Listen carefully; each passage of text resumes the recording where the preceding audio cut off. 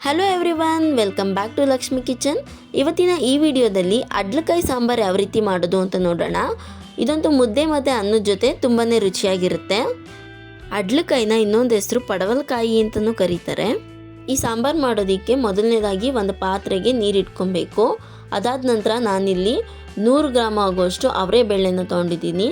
ಈ ಸಾಂಬಾರು ಮಾಡೋದಕ್ಕೆ ಅವರೆಬೇಳೆನೇ ಯೂಸ್ ಮಾಡಬೇಕು, ತೊಗರಿಬೇಳೆ ಯೂಸ್ ಮಾಡೋ ಹಾಗಿಲ್ಲ. ನೀರು ಚೆನ್ನಾಗಿ ಕಾದ ನಂತರ ಅವರೆಬೇಳೆನ ತೊಳೆದ್ಬಿಟ್ಟು ಬಿಸಿನೀರಿಗೆ ಹಾಕೋಬೇಕು. ಉಪ್ಪು ಎಣ್ಣೆ ಏನೋ ಹಾಕ್ದಲೇ ಅವರೆಬೇಳೆನ ಚೆನ್ನಾಗಿ ಬೇಯಿಸ್ಕೋಬೇಕು. ಈ ಅವರೆಬೇಳೆ ಬೇಯೋಷ್ಟರಲ್ಲಿ ನಾವು ಸಾಂಬಾರಿಗೆ ಬೇಕಾಗಿರುವಂತಹ ಮಸಾಲೆನ ರೆಡಿ ಮಾಡ್ಕೊಳ್ಳೋಣ. ಒಂದು ಮಿಕ್ಸರ್ ಜಾರ್ಗೆ 1 ಕಪ್ ಆಗೋಷ್ಟು ಹಸಿ ತೆಂಗಿನಕಾಯಿನ ಹಾಕಿ ಒಂದು ಸಲ ಮಿಕ್ಸಿ ಮಾಡ್ಕೋಬೇಕು. ನಂತರ ಒಂದು 4 ರಿಂದ 5 ಹುಳಿ ಟೊಮೆಟೊನ ಈ ರೀತಿ 4 ಭಾಗ ಮಾಡಿ ಹಾಕೋಬೇಕು. ಈಗ 2 ಟೇಬಲ್ ಸ್ಪೂನ್ ಆಗುವಷ್ಟು ಸಾಂಬಾರ್ ಪೌಡ್ರನ್ನ ಹಾಕೋಬೇಕು. ಸಾಂಬಾರ್ ಪೌಡ್ರು ಇಲ್ಲ ಅಂತ ಅಂದರೆ 1 ಸ್ಪೂನ್ ಆಗುವಷ್ಟು ಧನಿಯಾ ಪುಡಿ ಮತ್ತು 1 ಸ್ಪೂನ್ ಆಗುವಷ್ಟು ಅಚ್ಕಾರದ ಪುಡಿ ಹಾಕ್ಕೊಂಡ್ರೆ ಆಗುತ್ತೆ. ಈಗ ಸ್ವಲ್ಪ ನೀರು ಹಾಕ್ಕೊಂಡು ಚೆನ್ನಾಗಿ ನುಣ್ಣಗೆ ರುಬ್ಕೋಬೇಕು. ನೋಡಿ, ನಾನಿಲ್ಲಿ ಈ ರೀತಿ ನುಣ್ಣಗೆ ರುಬ್ಕೊಂಡಿದ್ದೀನಿ. ಅಷ್ಟರಲ್ಲಿ ಬೇಳೆ ಕೂಡ ಚೆನ್ನಾಗಿ ಬೆಂದಿರುತ್ತೆ, ನೋಡ್ತಾ ಇರ್ಬೋದು. ಈಗ ಸಾಂಬಾರು ಯಾವ ರೀತಿ ಮಾಡೋದು ಅಂತ ನೋಡ್ಕೊಳ್ಳೋಣ. ಒಂದು ಪಾತ್ರೆಗೆ 2 ರಿಂದ 3 ಟೇಬಲ್ ಸ್ಪೂನ್ ಆಗುವಷ್ಟು ಎಣ್ಣೆ ಹಾಕಿ, ಎಣ್ಣೆ ಕಾದ ನಂತರ ಒಂದು ಸ್ವಲ್ಪ ಸಾಸಿವೆ, ಸ್ವಲ್ಪ ಜೀರಿಗೆ, ಸ್ವಲ್ಪ ಕರಿಬೇವು, ಸ್ವಲ್ಪ ಬೆಳ್ಳುಳ್ಳಿನ ಹಾಕಿ ಚೆನ್ನಾಗಿ ಫ್ರೈ ಮಾಡ್ಕೋಬೇಕು.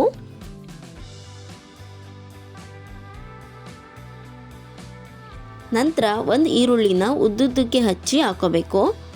ಈರುಳ್ಳಿನೂ ಕೂಡ ಬಣ್ಣ ಬದಲಾಗೋ ರೀತಿ ಚೆನ್ನಾಗಿ ಫ್ರೈ ಮಾಡ್ಕೋಬೇಕು. ನಂತರ ನಾನಿಲ್ಲಿ ಅಡ್ಲಕಾಯಿನ ಮೇಲ್ಗಡೆ ಸಿಪ್ಪೆ ತೆಗೆದು ಚೆನ್ನಾಗಿ ತೊಳೆದು ಆ ಬೀಜ ಸಮೇತ ಕಟ್ ಮಾಡಿ ಇಟ್ಕೊಂಡಿದ್ದೀನಿ, ಅದನ್ನು ಹಾಕೋಬೇಕು.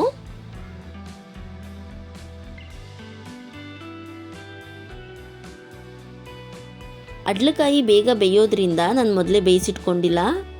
ಈ ರೀತಿ ಎಣ್ಣೆಲಿ ಹಾಕಿ ಫ್ರೈ ಮಾಡಿದ್ರೆ ಸಾಕಾಗುತ್ತೆ.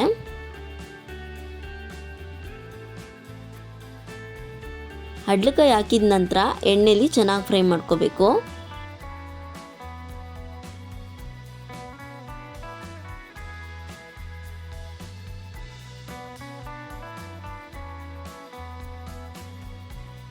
ಚೆನ್ನಾಗಿ ಫ್ರೈ ಮಾಡಿದ ನಂತರ ಒಂದು 10 ನಿಮಿಷ ಮುಚ್ಚಳ ಮುಚ್ಚಿ ಬೇಯಿಸ್ಕೋಬೇಕು. 10 ನಿಮಿಷ ಆದ ನಂತರ ನೀವು ನೋಡ್ತಿರ್ಬೋದು ಅಡ್ಲಕಾಯಿ ಬೆಂದಿದೆ. ಹಾಗಾಗಿ ಇದನ್ನು ಎಣ್ಣೆಲೇ ಫ್ರೈ ಮಾಡ್ಕೋಬೇಕು, ಮೊದಲೇ ಬೇಯಿಸ್ಕೋಬಾರ್ದು.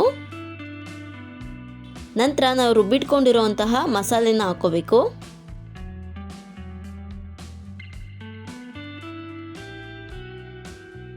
ಮಸಾಲೆ ಹಾಕಿದ ನಂತರ ಅದರಲ್ಲಿರುವಂತಹ ಹಸಿ ವಾಸನೆ ಹೋಗೋವರೆಗೂ ಚೆನ್ನಾಗಿ ಫ್ರೈ ಮಾಡ್ಕೋಬೇಕು.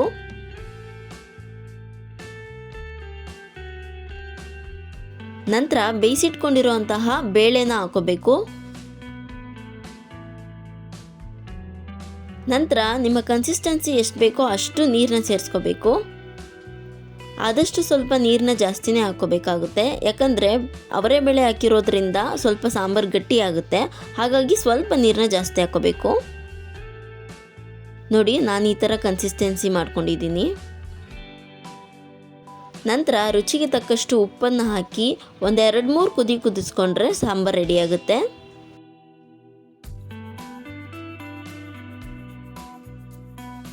ನೋಡಿದ್ರಲ್ಲ ಎಷ್ಟು ಸಿಂಪಲ್ ಆಗಿ ಅಡ್ಲಕಾಯಿ ಸಾಂಬಾರು ಮನೆಯಲ್ಲೇ ಮಾಡ್ಕೋಬೋದು ಅಂತ. ಸೊ ಈ ವಿಡಿಯೋ ನಿಮಗೆ ಇಷ್ಟ ಆಗಿದ್ದರೆ ಲೈಕ್ ಮಾಡಿ, ಶೇರ್ ಮಾಡಿ ಆ್ಯಂಡ್ ಕಮೆಂಟ್ ಮಾಡಿ. ಮತ್ತಷ್ಟು ವಿಡಿಯೋಗಳಿಗೆ ನಮ್ಮ ಚಾನಲ್ನ ಸಬ್ಸ್ಕ್ರೈಬ್ ಮಾಡಿ. Thank you for watching.